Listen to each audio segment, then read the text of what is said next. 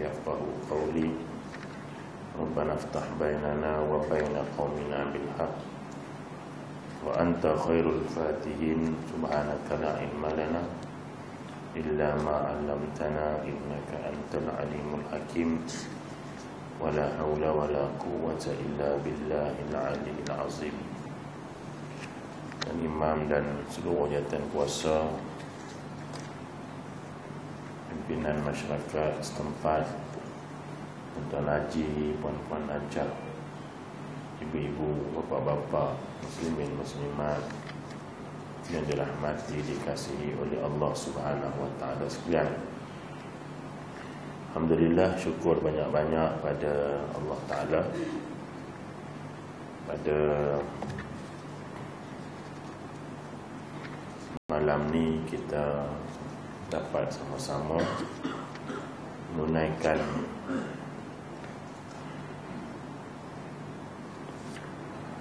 solat fardu maghrib secara berjamaah.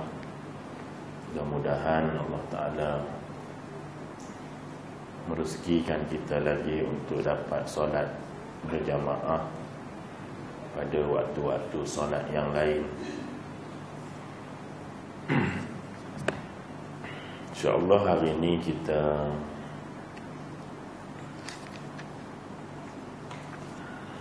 sambung pembacaan kita berkenaan dengan 165 tentang kebiasaan yang dilakukan oleh Nabi SAW. Mudah-mudahan bila kita tahu benda ni, kita ada azam dan niat untuk kita amalkan, dan bila kita dapat amalkan di atas pengetahuan kita, ianya merupakan suatu kebiasaan Nabi, maka ia mudahan kita dianggap dan termasuk dalam kalangan mereka yang mengamalkan sunnah Nabi SAW. Kita masih lagi berkisah dalam kebiasaan Nabi bersangkutan dengan hari Jumaat.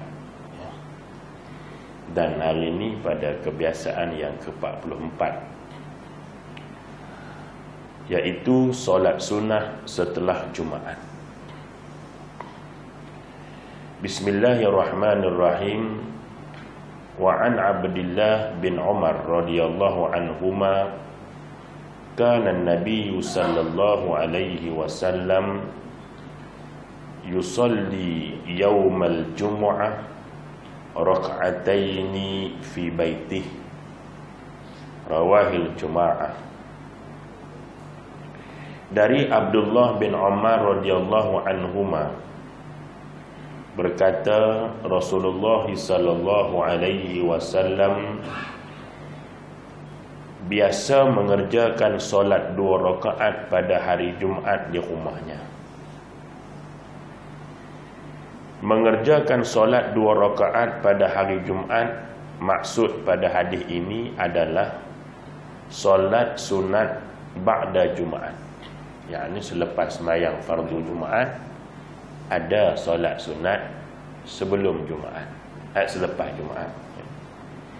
Kerana sebagaimana yang kita tahu bahawa solat sunat selepas Jumaat ini adalah muakkad. Dia tidak sebagaimana solat sebelum Jumaat. Jadi kerana mungkin terlepas pandang, orang kita biasanya ramai yang solat sunat bangun untuk solat sunat sebelum Jumaat. Berderu bangun, lepas azan tu pakak bangun belakang. Tetapi selepas solat Jumaat, berderu semua balik rumah, tak sembahyang pada Jumaat. Puncanya kerana terlepas pandang. Istilah orang hari ni lah, terlepas pandang. Baik, sebagaimana dijelaskan oleh hadis yang telah disebutkan pada perbahasan yang lalu. Sebelum ni kita sembang dah. Jadi mengerjakan solat sunat 2 rakaat sesudah menunaikan solat fardu Jumaat adalah salah satu kebiasaan Nabi. Nabi, kita kena ingat bila sebut kebiasaan Nabi ni, pertama Nabi tak pernah tinggal benda tu. Itu pendapat yang pertama, Nabi tak pernah tinggal. Bila sebut kebiasaan tu, Nabi tak pernah tinggal. Pendapat yang kedua mengatakan maksud kebiasaan itu ialah Nabi banyak kali buat. Cuma dia tinggal sekali-sekala untuk menggambarkan dia bukan wajib. Kalau Nabi buat tu, takut orang kata wajib pula. Maka dia pernah tidak melakukannya hanya untuk orang panggil apa tadi ni, tidak menjadikan ia satu bebanan seolah-olah wajib bagi umatnya. Ingat tak di permulaan tarawih ya? Nabi hari pertama dia semayang kat masjid. Hari kedua ada orang ikut dia. Hari ketiga makin ramai orang ikut dia. Hari keempat Nabi tak mari. Sahabat tunggu sampai ke siang tak mari-mari.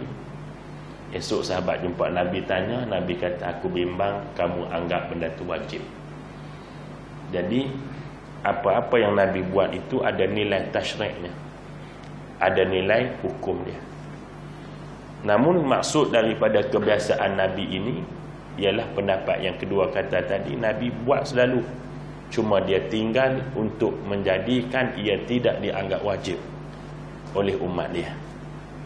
Jadi termasuklah solat ba'da Jumaah.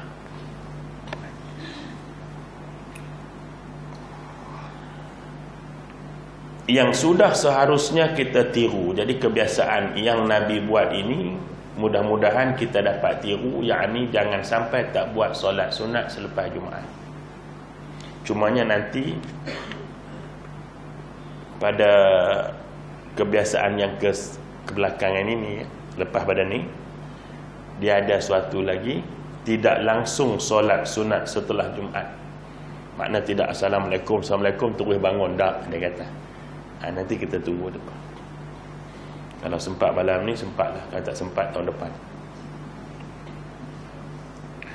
Dalam hadis lain yang juga diriwayatkan oleh Ibnu Umar, dikatakan anna Nabiy sallallahu alaihi wasallam kana la yusalli ba'dal jum'ah hatta yansarifa fayusalli rak'ataini fi baitihi. Rawahul Muslim. Juga daripada Abdullah bin Umar radhiyallahu anhuma, bahawa Nabi sallallahu alaihi wasallam tidak pernah solat setelah Jumaat hingga pulang dan solat 2 rakaat di rumahnya. Dan memang menjadi kebiasaan Nabi, kan? Dia melakukan solat qabliyah ataupun sunat rawatib ini biasanya dia buat di rumah dia. Dia buat di rumah dia. Termasuklah solat sunat selepas Jumaat juga dia buat di rumah dia. Jadi kenapa dia buat di rumah dia? Antaranya Nabi ni suruh kita hidupkan rumah kita ni dengan sembahyang sunat. Jangan jadikan rumah kamu macam kubur. Kubur kan tuan-tuan sekalian, kita tak dibenarkan solat di kubur kan, kecuali solat jenazah. Solat jenazah boleh buat kubur, tapi kita tidak disuruh, digalak untuk solat fardu di kubur, sebab dia boleh menimbulkan macam-macam fitnah.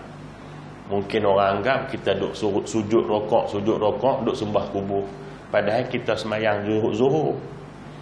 Jadi menimbulkan fitnah. Tambah-tambah ialah zaman sekarang ni kan, fitnah tu dah macam apa lagi tuan-tuan sekalian kan. Kadang-kadang kita hukum seseorang hanya berdasarkan gambar-gambar, video-video yang dihantar kot telefon kita. Hukum orang ni sesat, hukum orang ni sebagainya dah. Padahal gambar tu belum tentu kesohihannya. Besok tuan-tuan mungkin jumpa gambar aku semayang atas pokok nyok. Tuan-tuan sekalian, hampa pun kata Ustaz Kamal sesat. Terminate kelas terus jangan bagi mengajak session 7 ni mengarut semayang atas pokok nyok. Padahal tuan-tuan sekalian, saya semayang kat masjid, dipotong dia letak pokok nyok bawah tu. Jadi Sebab itulah Islam ni dah awal-awal lagi suruh kita apa-apa pun berita ke gambar ke supaya tabayyun dulu, selidik dulu betul ke tak dan sebagainya. Dan jangan cepat menghukum berdasarkan kepada perkara itu, ya kan? Jadi lebih elok kita berdiam diri daripada kita membuat hukum dalam tanpa pengetahuan. Itu. Hari ni kita baca slow-slow lah, tak larat. Jangan tindak sudahlah. Aku baca kuat-kuat pun hampa lena, hari ni aku baca pelan lagi hampa lena.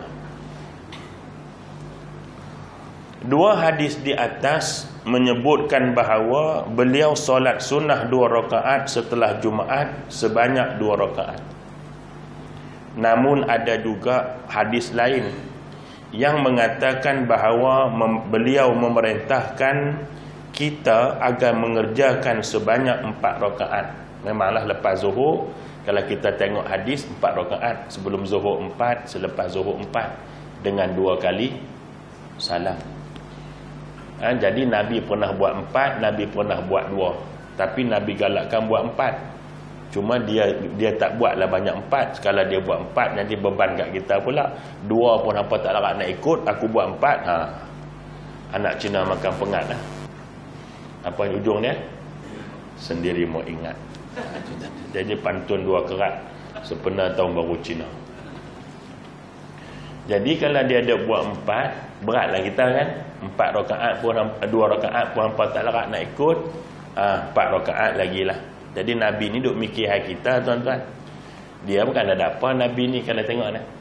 Dia bangun malam sampai pecah-pecah kaki, sebenarnya doa dia bukan untuk dia pun, untuk kita semua. Nah. Dia yang maksum, yang tak buat dosa, ya. Bangun malam doakan untuk kita. Kita yang buat dosa kadang-kadang tak bangun untuk ampunkan dosa kita. Itu dah. Sebagaimana yang diriwayatkan oleh Abu Hurairah radhiyallahu anhu, qala Rasulullah sallallahu alaihi wasallam, "Iza shalla ahadukumul jumu'ah falyusalli ba'daha arba'ah." Rawahul Muslim. Kata Nabi, apabila salah seorang daripada kamu sembahyang Jumaat, di siapa-siapa yang selesai sembahyang Jumaat, hendaklah dia solat 4 rakaat sesudahnya. Jadi Nabi suruh kita ba'da Jumaat itu 4 rakaat, sebagaimana juga ba'da zuhur. Jadi sebelum zuhur 4 rakaat, selepas zuhur juga 4 rakaat. Ya, tapi nak buat 2 pun tak ada masalah apa-apa. Ya. Rawahul Muslim, ya, dalam bab Al-Jum'ah, bab As-Salatul Qabla Al-Jum'ah, hadis nombor 882 dalam kitab Muslim. Hadis yang cerita ini statusnya sahih, maka dia terletak dalam bab As-Salah Qabla Jum'ah, hadis nombor 882. Saja saya sebut, balik kita boleh tengok. Ibnul Qayyim Al-Jauzi rahimahullahu ta'ala berkata, apabila Nabi SAW selesai mengerjakan solat Jumaat, beliau masuk ke rumahnya dan solat 2 rakaat. Semua kita tahu bahawa rumah Nabi ni dekat dengan masjid, semua orang tahu kan. Sebab tu dia banyak masjid. Jadi persoalannya rumah kita jauh. Rumah kita jauh daripada masjid. Kalau balik terus tu tak apalah kan. Takut balik pergi singgah mengetir, balik kena ba'diyah. Itu bukan ba'da Jumaat, itu ba'da ngetir.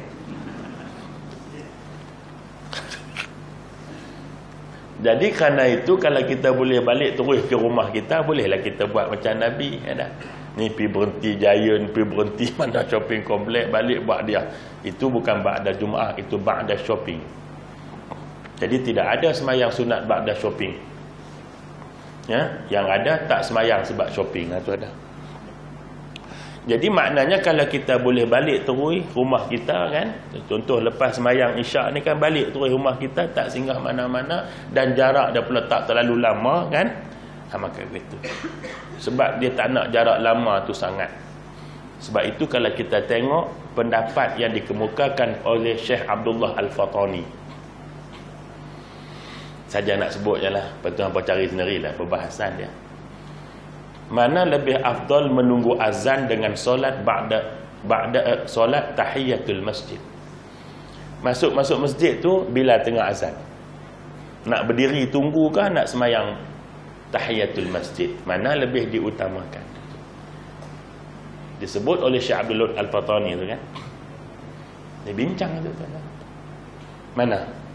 Kebiasaannya kita tunggu kan? Tunggu sampai habis azan.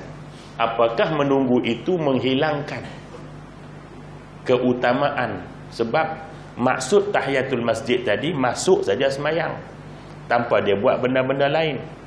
Sebab itu dihukumkan dalam bab fiqh, bersalam sebelum kita solat tahiyatul masjid adalah makruh hukum dia. Sebab kita tak dibenarkan buat benda lain. Masuk masjid, dahulukan masjid dulu. Jangan duduk salam dengan siapa-siapa. Tapi dia tidak jatuh jadi haram kan Dia cuma jadi makruh. Makruh ni benda kalau dapat kita elak lah. Ya. Tapi kalau dah orang uluk tangan, kita kena sambut lah. Takkan semayang dulu. Jadi orang kata jadi macam sombong. Iyalah masyarakat kita ni kan bukan ada pengetahuan semua. Bukan semuanya tahu, bukan semuanya boleh ada pengetahuan kan. Kadang-kadang mereka hidup itu dengan budaya, bukan dengan ilmu. Jadi kalau masuk masjid tak salah orang, sombong kan. Jadi mana kita nak anggap kan, bila sombong nanti orang salah panggap dengan kita. Kalau dia seorang guru, dia tak nak mengaji. Aku tak nak mengaji, usah ramai orang uluk tangan pun tak nak salam, kira nak semayang dia saja. Tak nak ikut saya kelas. Dalam pada saya tak salam pun, dalam pada saya salam pun tak nak main. Bayangkan kalau tak salam. Jadi tengoklah macam mana. Jadi cuba kita rujuk balik pendapat. Balik ni pergi buka lah ya. Kitab-kitab sikit. Apa pendapat Syekh Abdul Al-Fatani ya. Tuan-tuan sekalian, mana lebih perlu diutamakan, menunggu berdiri menjawab azan ataupun melaksanakan tahiyatul masjid? Sebab dia kata kalau hang tunggu lama maka menyebabkan luput keutamaan. Tapi apanya pun dia bukanlah pendapat yang qat'i, dia ada lagi perbahasannya. Cuma saya nak bawa sajalah. Jadi kita fikirlah macam mana agak tu tu dia. Kan meraihkan pendapat itu kan selagi mana bukan perkara yang asas, maka kita boleh meraihkan pendapat. Jangan sampai kelahi apa sebagainya. Ya, itu dia panggil disiplin adab dalam kita meraihkan kekhilafan, perbezaan pendapat. Ya, itu dia. Baik. Kata Ibnul Qayyim Al-Jauzi, apabila Nabi SAW selesai mengerjakan solat Jumaat, beliau masuk ke rumahnya dan solat 2 rakaat. Kemudian beliau memerintahkan para sahabat yang turut solat Jumaat bersama beliau agar mengerjakan solat itu sebanyak 4 rakaat. Jadi kalau rumah kita dekat, kita boleh buat. Tapi kalau kita rasa rumah jauh ya, maka masa pula antara Jumaat dengan Ba'dah itu, maka bolehlah kita buat di rumah. Itu maksudnya, itu pertimbangan tu kan. Kalau rumah kita dekat-dekat ya, kita bolehlah semayang di rumah kita. Adapun kata Ibnu Taimiyah, ia mempunyai pendapat yang cukup bagus. Ia berkata, ni kata Ibnu Taimiyah, tadi kata pendapat Ibnu Qayyim Al-Jauzi. Kata Ibnu Taimiyah, jika seseorang mengerjakannya, yakni solat sunat setelah Jumaat di masjid, hendaknya ia solat 4 rakaat.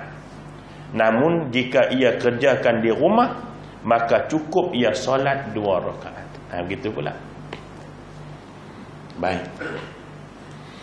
Kata Ibnu Taimiyah, pendapat ni agak orang panggil yang terbaik daripada beberapa pendapat yang lain. Kata Ibnu Taimiyah, kalau hang semayang sunat ba'da Jumaat tu di masjid, elok buat 4, dia kata. Tapi kalau buat di rumah, elok 2. Okey, persoalannya kenapa? Pertama, takut timbul fitnah. Bini kita tengok, semayang 4 rakaat, abang tak Jumaat ke?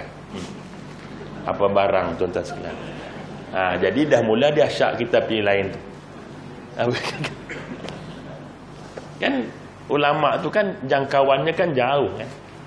Sebab itu kita jangan samakan kita dengan ulama kan. Ulama tu dia fikir tak sama kita fikir. Tak? Sebab itu Nabi kata takutlah oleh kamu akan firasat orang yang ataupun firasat ulama. Nabi kata kena ambil kira. Kita fikir tak kat kita ya tuan-tuan sekalian. Ulama ni lain tuan-tuan. Dia nak buat keputusan, dia nak buat apa, dia semayang minta dengan Allah, masya-Allah tuan-tuan sekalian. Adapun kita kadang-kadang fikir selapih ya. Tapi biasalah sifat manusia ni kan gopoh kan. Allah Ta'ala pun sebut bahawa manusia ni dia gopoh sifatnya.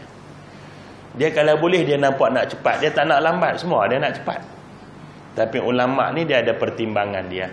Ni kelebihan ulama tuan-tuan sekalian. Ni tengok dia kata, kalau hang buat 4 di masjid tak apa buat 4. Semua orang tahu hang sembahyang Jumaat dah tadi ni.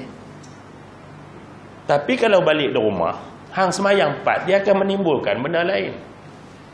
Tak, kita tak tahu bini kita tengok kita kan. Tapi bini kita selalu tengok kita. Betul itu kata pepatah Melayu kan. Jerat tak pernah melupakan pelanduk kan? Pelanduk yang selalu lupakan jerat. Hampa jangan ingat bini hampa tak tengok hampa. Dia duk perhati selalu tu. Kita je merasa bini kita tak pandang kita. Tapi sebenarnya dia pandang kita. Cuma macam boleh setuju orang atas. Jadi antara hujahnya gitu kan dibimbangi menimbulkan fitnah tu kan. Jadi kalau sembahyang di masjid itu 4 rakaat dengan 2 salam ya. Dan di rumah itu 2 rakaat. Jadi isterinya faham, oh 2 rakaat ni sembahyang sunat. Takkan zuhur 2 rakaat. Nak kata kasar di rumah. Kalau jenis tidak musafir, sembahyang qasar, itu bukan qasar tu. Tu nama dia main kasak. Baik.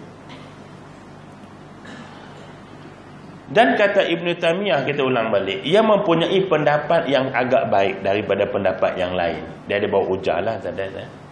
Jika seorang mengerjakannya, yakni solat sunat setelah Jumaat di masjid, hendaknya ia solat 4 rakaat. Namun jika ia mengerjakannya di rumah, maka cukup dia solat dengan 2 rakaat. Dan seperti inilah yang dilakukan oleh Ibnul Umar. Abdullah bin Umar yang membawa hadis 4 rakaat pun dia buat macam ni, kata Ibn Taymiyah. Memang dia bawa mai hadis, dia kata lepas Jumaat 4 rakaat Nabi duk buat, tapi dia suruh pengamalan Ibnu Umar ataupun anak kepada Umar ini secara amalannya, maka kalau dia buat di masjid dia buat 4 dan di rumah dia buat 2. Tapi hadis yang mengatakan ba'da Jumaat itu 4 rakaat juga daripada Ibnu Umar, daripada Abdullah bin Umar, tapi dari sudut pengamalannya itu. Di mana jika ia mengerjakannya di masjid, ia solat 4 rakaat. Ni Ibnu Umar ya. Dan jika dia mengerjakan di rumah, maka ia solat 2 rakaat. Sebagaimana yang diceritakan oleh Abu Dawud dalam sunannya dan dinukilkan oleh As-Said Sabiq dalam kitabnya Fiqh Sunnah. Faham ya? Pelan-pelan aja kita hari ni ya. Lagipun hujan ya. Sejuk. Tentu kita semua ingin mengamalkan apa yang dicontohkan oleh Nabi kita sallallahu alaihi wasallam. Memang tak ada orang yang sayang dengan Nabi ni, dia mesti ada perasaan nak ikut hak Nabi buat, mesti ada. Itu syarat tu tuan-tuan. Syarat mencintai Nabi, dia mesti nak tiru Nabi. Itu syarat cintai Nabi. Ya, itu je. Dan untuk nak cari cinta Allah pun kena tiru Nabi. Kalau hang tak tiru Nabi dengan harapan Allah cinta kat hang, maka tak mungkin kita mendapat cinta Allah. Qul in kuntum tuhibbunallah fattabi'uni yuhibbukumullah. Kalau kamu nak cinta aku, kata Allah, ikut Nabi aku, baru cinta aku dapat kat hang. Itu maksud dia.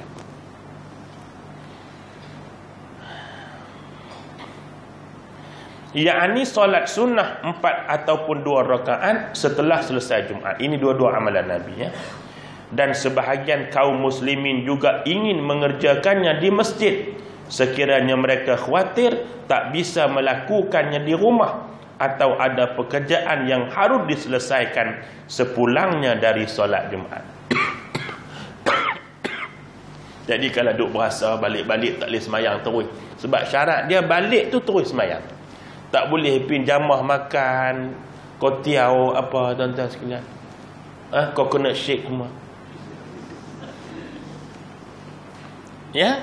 Dia balik-balik sampai tu terus semayang. Kalau hang berasa hang boleh buat benda tu, bolehlah semayang rumah. Satgi balik kena kopi radik pula berat, tuan-tuan sekalian, baru nak semayang. Tu bukan ba'da Jumaat, tu ba'da kopi radik. Baik. Akan tetapi terkadang justru imam Jumaatlah yang membuat jemaah kesulitan untuk melaksanakannya. Dia buat baju sindir juga sikit dia. Dia kadang-kadang dia kata yang menyebabkan orang tak semayang ni kerana apa? Kerana imam Jumaat lah. Lepas-lepas semayang Jumaat macam-macam pengumuman nak bersebut. Menyebabkan orang ni tak semayang nak dengar pengumuman. Tak dengar uman nak semayang je susah dah. Jadi lepas-lepas semayang Jumaat tadi ni tuan-tuan, zikir semayang. Tak ada pengumuman buat sebelum Jumaat lah. Ini tuan-tuan sekalian berderet Jumaat. Nak berderet lah. Cuci rumah. Nah, hapuskan denggi rumah semua lepas Jumaat semua. Nah, jadi menyebabkan makmum tadi tertangguh untuk melaksanakan ba'da Jumaat itu.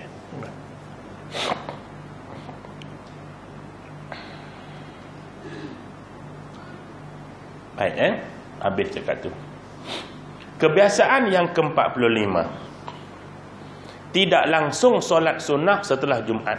Ni bahasa Indonesia apa kena faham. Tidak langsung solat Jumaat, mana langsung tak semayang. Nah, contoh bahasa Indonesia itu lewat kemarin kan. Lewat kemarin. Jadi jangan berkata lewat ya. Lewat tu maksudnya bukan lewat macam kita faham lambat tu, bukan. Kita lewat ni lambat, lewat depa ni melalui apa sebagainya. Tengok ayat ni nah tuan-tuan sekalian. Tidak langsung solat sunnah setelah Jumaat. Maknanya bukan lepas Jumaat tak sembahyang sunat langsung. Faham tak? Hampa kena dengar betul-betul saya. Jenai pula dengar CD saja tak main mengaji. Tuan sekalian, langsung tak sembahyang sunat pada Jumaat. Dah, Ustaz Kamal susah terminate kelas, tuan-tuan sekalian.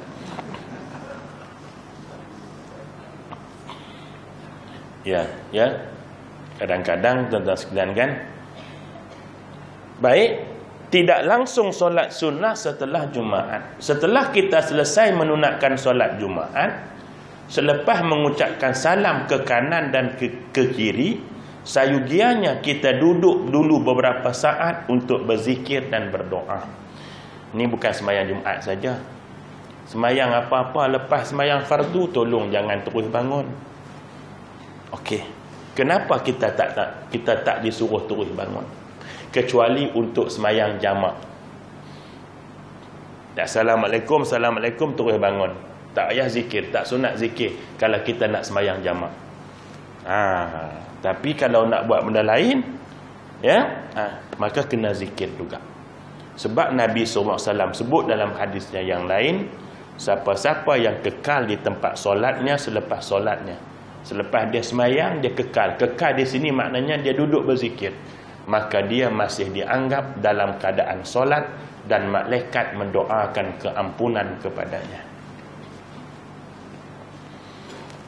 Bukan mesti ikut imam dah. Berzikir sendiri pun tak apa. Ya, tengok sendiri pun tak apa. Kita kan tahu sudah zikir itu. Ada astaghfirullahnya, ya. Ada la ilaha illallahnya, ada Allahumma antas salamnya, ada Allahumma la malima ataitanya, ada kul wallah, ada 3 kulnya, ada subhanallah, alhamdulillah, Allahu akbarnya. Kan gitu kan? Kalau kita buat sendiri-sendiri 2 minit selesai tu. Kan? Jadi itu. Tak semestinya ikut Pak Imam. Kalau tak tahu ikutlah Pak Imam. Kalau tak tahu kita buat. Kalau dah tahu kita ikut sendiri. Kan begitu. Pak Imam. Kalau kita tak tahu kan Pak Imam. Tapi tengok-tengoklah nak ikut Pak Imam pun, ya. Kena ada ilmu juga. Kalau kau ikut tak pasal-pasal, rosak juga kau. Tak tahu cerita orang ikut Pak Imam ni. Dia ni tak pernah semayang semua hidup. Jadi satu hari Tuhan bagi hidayah kat dia, ya. Teringin nak semayang, tapi malu pula belajar semayang lagi. Cakap dengan bini dia, abang ni nak semayang tapi tak tahu semayang. Bini dia kata, tak apalah bang, pergi masjid ikut Pak Imam. Pak Imam buat apa, abang ikut dia lah. Duduk dia tunggu Pak Imam, lambat sampai. Duduk sambil tunggu Pak Imam sambil merokok tu. Tiba-tiba Pak Imam datang, parking kereta. Takut Pak Imam nampak, buang potong rokok tu. Terlekat atas kipas. Semayang. Jadi terus semayang. Maksud semayang kan, kipas pun pusing. Potong rokok tu campak tempat Pak Imam ni. Dia duduk ikut Pak Imam duduk sini. Jadi bila Pak Imam duduk tahiyat tu kan, terkena puntung rokok tu. Budak dia panas kan. Jadi yang belakang kan bini kata ikut Pak Imam. Dia pun jadi Pak Imam dah makin terbakar. Bangun Pak Imam lari, dia pun bangun lari. Pak Imam terjun kolah uduk, dia pun terjun. Tu bila dah bangun, dia pun tanya Pak Imam, dah habis semayang ke? Pak Imam kata, kepala otak hang dia tegang. Jadi nak ikut Pak Imam pun kena ada ilmu juga, nak ikut tak pasal-pasal, ya.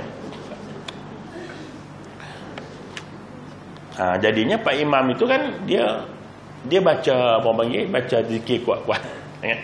Jadi kalau hak tak tahu boleh ikut dia lah. Kalau hak tak tahu tu, ya, boleh sendiri-sendiri. Cuma nak mesejnya itu jangan terus bangun bila selesai semayang. Tidak ada satu ajaran yang terus bangun. Tidak ada. Mesti ada zikir. Paling pilak pun astaghfirullahalazim. Astaghfirullahalazim. Paling-paling pun. Paling-paling tidak. Jangan terus bangun kita. Sayugianya kita duduk dahulu beberapa saat untuk berzikir dan berdoa. Kerana pada saat-saat itu termasuk waktu yang sangat bagus untuk bermunajat kepada Allah Subhanahu Wa Taala. Jadi tempat yang paling baik antara tempat kita doa ialah selepas semayang. Kan? Hendaknya kita tidak langsung mengerjakan semayang sunat. Maknanya langsung terus bangun semayang sunat, Assalamualaikum terus bangun. Dah, jangan buat macam tu dia dah. Sebab hal ini bukanlah yang dianjurkan oleh Nabi sallallahu alaihi wasallam. Dia buat mai dalil dia daripada riwayat Muslim, ya. An Abdullah bin Umar radhiyallahu anhuma anna Nabiy sallallahu alaihi wasallam kana la yusalli ba'dal jumu'ah hatta yansarifa fayusalli rak'ataini fi baiti. Sama tadi rawahul Muslim. Dari Ibnu Umar radhiyallahu anhuma bahawasanya Nabi sallallahu alaihi wasallam tidak pernah solat setelah Jumaat hingga pulang dan solat 2 rakaat di rumahnya. Hadis ini sama dengan hadis tadi dia kata. Kata-kata tidak pernah solat setelah Jumaat hingga pulang, itu perkataan tadi tu. Yang dia kata apa ni? La yusalliya ba'dal jum'ah hatta yansarifa. Itu dia ulah perkataan itu. Dia ulah matan itu, iaitu tidak pernah solat setelah Jumaat hingga pulang. Maksudnya Rasulullah SAW tidak langsung solat sunnah setelah Jumaat atau menyambung solat Jumaat dengan solat sunnah. Itu maksud dia. Dia tak kata lepas solat Jumaat terus bangun. Dah, Nabi tak buat macam tu. Yang ada aktiviti lain yang dikerjakan beliau sesudah solat Jumaat dan sebelum melakukan solat sunnah, iaitu pulang kembali ke rumahnya. Jadi dia tak terus semayang, tetapi dia ada benda lain yang memisahkan di antara semayang sunat dengan semayang Jumaat tadi. Dia ada benda yang memisahkannya tadi itu. Dalam kitab sahihnya, yakni Sahih Muslim, Imam Muslim menyebut satu riwayat daripada Amru bin Atha tentang As-Sa'ib bin Ukhti Namir yang selesai semayang Jumaat bersama Muawiyah. Ia langsung berdiri dan solat sunnah di tempat ia solat Jumaat. Kemudian ia dipanggil oleh Nafi' bin Jubair. Nafi' berkata, jangan engkau lakukan hal itu lagi. Apabila engkau selesai solat Jumaat, janganlah engkau menyambungnya terus dengan solat sunnah hingga engkau berbicara ataupun engkau keluar. Jangan terus bangun. Mesti ada pemisah, ada gap dia antara semayang Jumaat dengan semayang sunat ba'diyah. Bukan Jumaat saja. Sebahagian ulama kata bukan Jumaat saja, semua jenis semayang fardu. Semua jenis semayang fardu, dia kata. Kerana Nabi SAW menyuruh kami agar jangan menyambung solat Jumaat dengan solat sunnah hingga kami berbicara atau keluar daripada masjid, dia kata. Inilah kebiasaan Nabi SAW. Beliau tidak langsung ataupun beliau tidak terus melakukan solat sunnah setelah Jumaat, melainkan diselingi dengan berbicara, keluar dari masjid atau pulang ke rumah. Dan dalam riwayat yang lain dikatakan bahawa kita boleh melakukan solat sunat setelah Jumaat cukup dengan berpindah dari tempat yang kita duduk pada solat Jumaat. Itu sebagai ada gap di situ. Tak boleh terus sembahyang, dia kata. Jadi kesimpulannya pada hadis yang pada kebiasaan yang ke-46 ini, iaitu kita jangan terus menyambung solat Jumaat dengan solat ba'diyah Jumaat. Yang kedua, kita jangan terus bangun tanpa berzikir. Sekurang-kurangnya ialah menyebut istighfar. Sekurang-kurangnya. Tetapi apalah sangat, ya. Waktu bila tuan-tuan sekalian kita nak ada zikir sikit. Dalam kereta tak zikir dah. Duk menyanyi saja. Aku insan yang lemah. Dah tahu dia tu dia lemah. Apa lagi tuan-tuan sekalian? Kat mana kita nak zikir? Kat mana nak zikir lagi? Zikir khusus lah, ya. Dah tak ada sudah. Lepas sembahyang tu lah. Biasanya jiwa kita tu agak ada kelapangan untuk zikir. Bukan lama pun 2 minit. 2 minit. Takkan tak ada masa dengan Tuhan. Kan? Sedangkan zikir itu bukan untuk Allah pun, kan? Zikir itu kan untuk kita juga. Bukan untuk Allah. Kalau kita zikir banyak, Allah tak untung. Yang untung kita. Kan? Jadi kenapa tak boleh sangat zikir? Bukan lama sangat. Cuba tuan-tuan set jam tengok. Dia pula astagfirullah sampai doa. Tak sampai pun 5 minit. Tapi biasalah tuan-tuan sekalian. Benda-benda baik ni walaupun sekejap tetapi rasa lama. Ni kuliah maghrib ni. Kalau lama pun 40 minit ya, lebih kurang. Tak payah ni lama 40. Khutbah Jumaat tu paling-paling pun 20 minit. Kalau saya khutbah Jumaat lagi pendek 5 minit ya. Nak khutbah Jumaat pun tuan-tuan sekalian rasa lama sangat kan? Tak tahan-tahan. Itulah manusia. Lemahnya manusia. Ya. Sebab itulah kata Ibnu Jubair, Nabi SAW dalam keadaan apapun dia dalam keadaan berzikir, kata Ibnu Jubair. Duduknya zikir, baringnya zikir, berjalannya zikir. Nah, maka ulama duk bahas tentang perkataan Ibnu Jubair ini. Dia kata bagaimana kita nak jadikan semua yang kita lakukan itu zikir, dia kata. Nah, baik.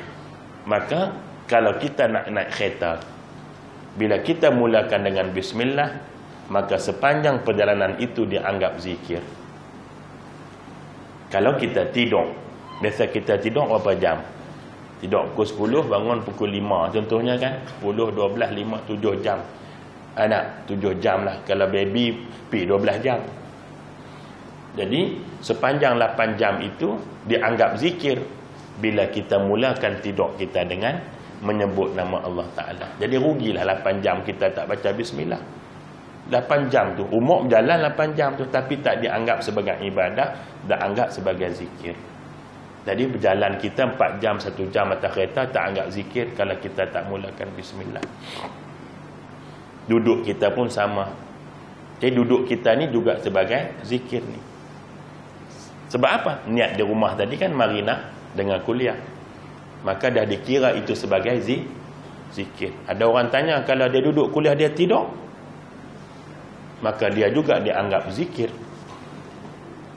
Sebab tertidur ni dia tak boleh kata apa jenis tertidur. Tuan-tuan bukan nak tidur datang ni kan? Ada orang niat nak tidur sini? Tak ada. Jadi hak tertidur tadi ni kehter lah. Kehter lah. Jadi bila tu ialah terangkat dosa anak Adam kata Nabi dengan sebab dua, lupa dan tertidur. Tapi kalau tiap-tiap malam mari tidur beratlah. Dan memanglah hampa mari sini tak nak tidur, tapi tiap-tiap malam tidur. Jadi sendiri mau ingatlah. Gitu sajalah. Jadi apa-apa pun bila kita dengar ini kita dapat faham dan kita ada azam untuk buat ya. Itulah tujuan kita mengaji. Kenapa kita datang mengaji? Untuk faham ya. Bukan untuk ingat ya. Walaupun untuk memaham itu mesti ingat ya.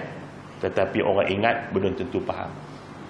Jadi kalau kita balik, bini kita tanya apa Ustaz Kamal kuliah malam ni, kalau kita jawab abang faham tapi tak boleh terang, maka itu sudah mencapai matlamat kuliah maghrib kita. Yang ini untuk faham. Jadi tuan-tuan sudah faham ya? Sudah faham. Nah, jadi tuan-tuan pun kena faham kuliah kita ni namanya kuliah maghrib. Maknanya sampai isyak dia mesti berhenti. Jadi isyak pun sudah masuk ya, tuan-tuan sekalian. Kita berhenti takat ni dulu ya. Seperti biasa saya mengalu-alukan sumbangan untuk pembangunan komplek tahfiz saya, yang alhamdulillah tuan-tuan sekalian ya, kebelakangan ni selang sehari, kadang-kadang selang 2 hari saya pergi sebab dia dah mencapai nak pergi ke hampir siap dah. Jadi mudah-mudahan sumbangan yang tuan-tuan bagi itu ya, saya tak ada apa nak bagilah, melainkan nak panjangkan doa yang dibacakan oleh Nabi kepada Abdul Rahman Al-Auf ketika dia menginfakkan 4,000 dirham daripada 8,000 dirham yang ada pada dia. Nabi mengatakan, ya Allah, Engkau terimalah apa yang dia sumbangkan dan Engkau berkati dan tambah apa yang masih bersisa dengan dia. Itulah juga doa yang saya pohon pada Allah di atas sumbangan yang tuan-tuan akan bagi. Mudah-mudahan Allah terima sumbangan itu sebagai amal kebaikan kita untuk kita bina mahligai dalam syurga ya. Mahligai dunia kita tinggal, tapi kalau kita ada mahligai di syurga, mahligai syurga itu yang dibina oleh Allah terlalu amat hebat. Dan mudah-mudahan yang bersisa dan berbaki pada kita ditambah dan diberkati oleh Allah Subhanahu wa taala. Aqulu qawli hadza wa astaghfirullahal azim li wa lakum wa lisairil muslimina wal muslimat wal mu'minina wal mu'minat fastaghfiru fayafawzal mustakbirin wa yanajat taibin. Wassalamu alaikum warahmatullahi wabarakatuh. A'udzu billahi minasyaitonir rajim. Bismillahirrahmanirrahim. Alhamdulillahi rabbil alamin wassalatu wassalamu ala rasulil amin Sayyidina Muhammadin wa ala alihi wa sahbihi ajma'in. Ya Allah ya Tuhan kami, hindarilah kami dari hati yang tidak khusyuk, ilmu yang tidak manfaat, amalan yang tidak kau angkat, dan doa yang tidak kau terima ya arhamar rahimin. Allahumma jam'ana hadza jam'an marhuma wa tafarraqana min ba'dihi tafarruqan ma'suma. Jadilah perhimpunan kami pada malam ini ya Allah perhimpunan yang kau rahmati, perpisahan selepas ini ya Allah perpisahan di bawah keampunan dan rahmat-Mu ya arhamar rahimin. Ya Allah ya Tuhan kami, tolong ampun dosa-dosa kami ya Allah. Tolong ampun dosa kedua bapa kami ya Allah. Tolong ampun dosa suami-suami kami ya Allah. Tolong ampun dosa isteri-isteri kami ya Allah. Tolong ampun dosa seluruh orang beriman di kalangan kami, sama ada yang masih hidup atau yang telah menghadap-Mu ya Arhamar Rahimin. Rabbana atina fid dunya hasanah wa fil akhirati hasanatan wa qina azabannar. Wa sallallahu ala sayyidina Muhammad wa ala alihi wa sahbihi ajma'in. Walhamdulillahi rabbil alamin. Taqabbalallahu minkum.